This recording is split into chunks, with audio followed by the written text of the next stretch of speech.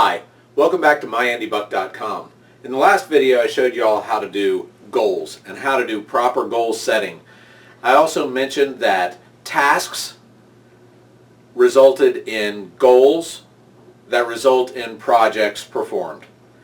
Now, I had a few people reach out to me, salespeople and sales managers alike, asking me, Andy, how does this apply to car sales? Because generally in car sales, your manager will meet with the salesperson and they'll ask them, what are your goals for the month?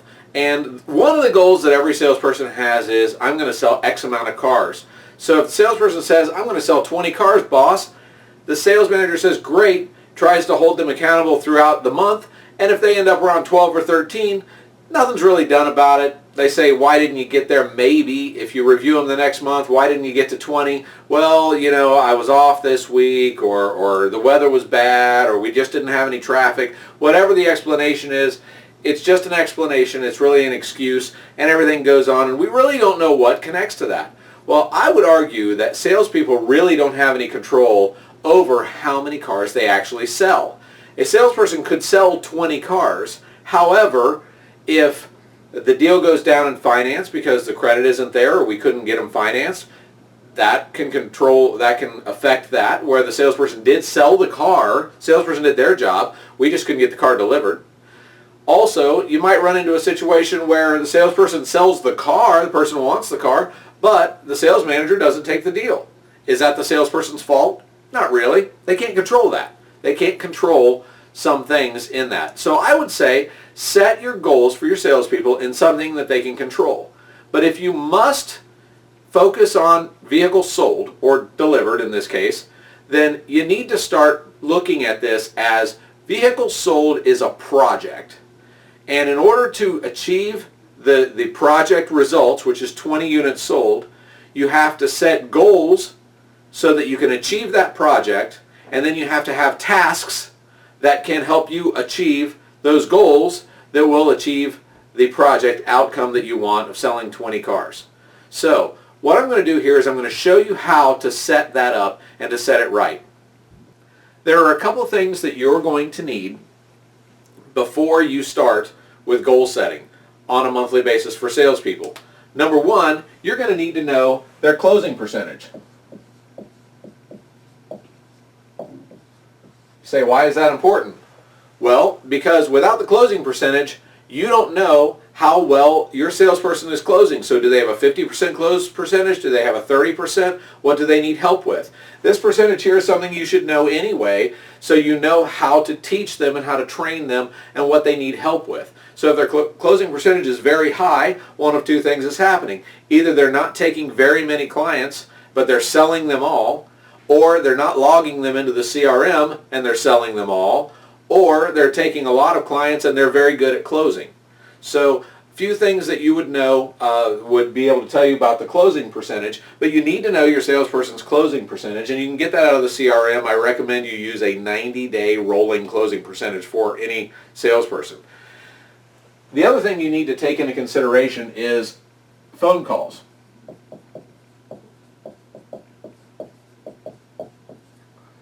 This is a little bit more difficult to track because most people don't track it. Most salespeople don't put in their phone calls every phone call they make.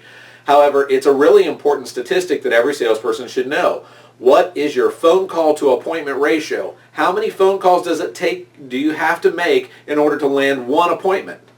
So that is one thing that you really have to pay attention to, and you really should start tracking if you're a good salesperson. If you're not doing very well, then you need to work on your phone skills. Or if you are doing well, then maybe your phone skills aren't something you need to work on, but maybe you need to work on closing skills. Whatever the case may be. So for this particular exercise, we're going to assume that this salesperson has a 50% close ratio. And you may say, hey, that seems really high, Andy. Nobody can do that. Well, I would argue that you can do that. Salespeople can have a 50% close ratio if they TO, if they turn their customer over to a qualified sales manager. I would say that somebody could have a 50% close ratio. So we're going to assume that they have a 50% close ratio, and phone calls to appointments,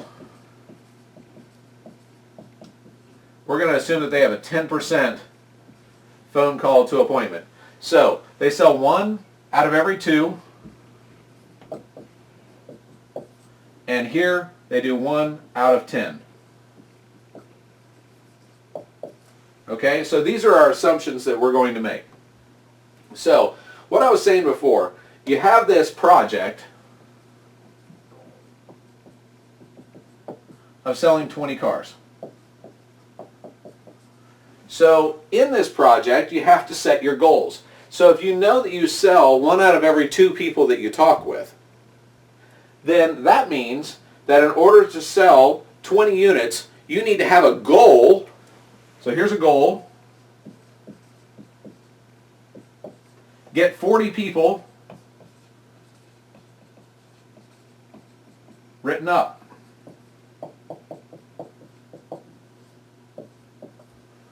All right, does that make sense? You get 40 people written up. If you're selling 50% of those people, you're going to sell 20 units.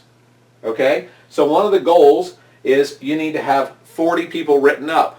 This is where tasks comes in. So if you write up 40 people, you will achieve the project conclusion of selling 20 units. So what tasks are you going to have to do in order to get 40 people written up or 40 people on the showroom floor? So here's your task. A task would be phone calls.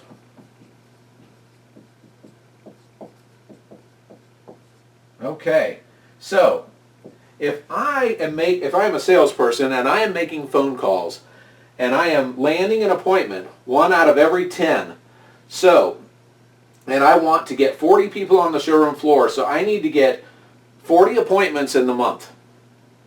Okay? I need to get 40 appointments in the month.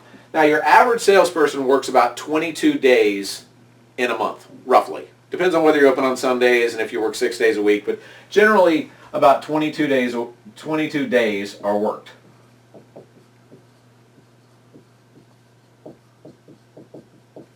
So, the way that you can do that is, if I need 40 appointments and I take 22 days into 40, I'm just going to round it to 20 days to make the math easy. That means I need 2 appointments every day, right?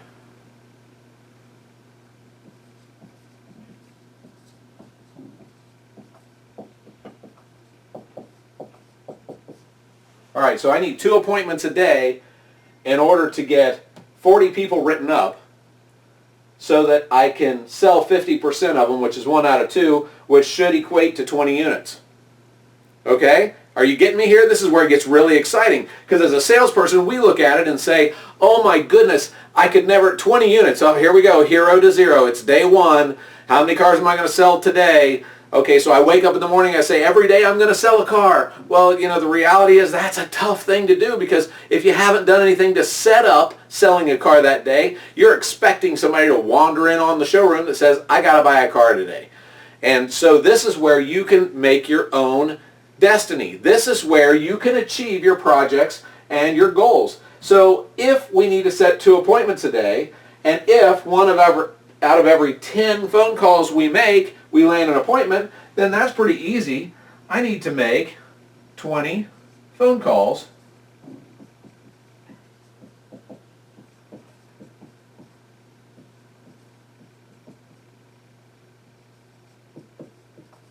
So I need to make 20 phone calls a day, which should land 2 appointments. 2 appointments per day should equal this. 2 appointments per day equals 40 people written up. 40 people a day based on a 50% close ratio should equal out to 20 units per month. Now, I know that this seems pretty simplistic. I understand that just because you make an appointment, they may not show up. But this is where the dealership comes in. The dealership spends a lot of money advertising for new people to come walking through the door. It doesn't take into account the fact that you have the service drive that you can work. It doesn't take into account that you have prospecting that you can do outside of work. It also doesn't take into account the fact that while you're outside moving some cars around, you run into somebody who happens to be looking at that Mustang you just pulled into the front line. So, ladies and gentlemen, salespeople, this is a way to set your goals so that you can actually achieve the project of hitting the units that you want. Sales managers, this is a very, very good goal-setting step that you can hold your salespeople accountable to. You can hold them accountable to whether they made 20 calls a day. 3 days in, you can say, hey, Bob, have you actually made your phone calls in the last 3 days? I've seen you kind of sitting around drinking coffee and things like that. Did you get 60 phone calls done? They're going to answer yes or no, and they're going to know what you're talking about. Because once you set up the expectation and you know what it takes to succeed in this business, you will be successful. Ladies and gentlemen, it's all about goals. It's all about setting them and achieving them and actually doing them. And if we break them down daily, it's a lot easier. Trust me, it's a lot easier. Don't forget to subscribe. Don't forget to like this post if you like. Put some comments down below. And if you need anything at all, don't hesitate to contact me. Once again, my name is Andy Buck. Thanks for watching MyAndyBuck.com. We'll see you next time.